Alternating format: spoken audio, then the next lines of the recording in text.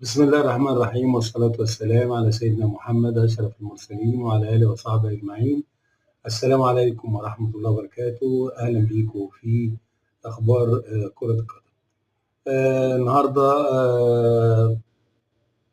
طبعا في مباراة بتاع الجيش الملكي المغربي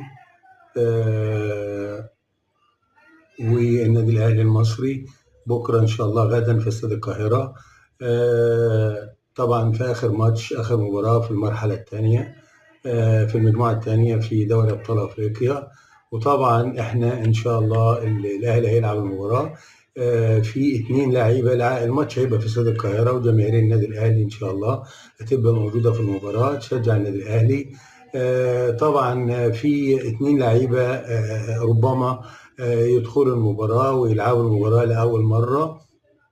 2 لاعبين جديدان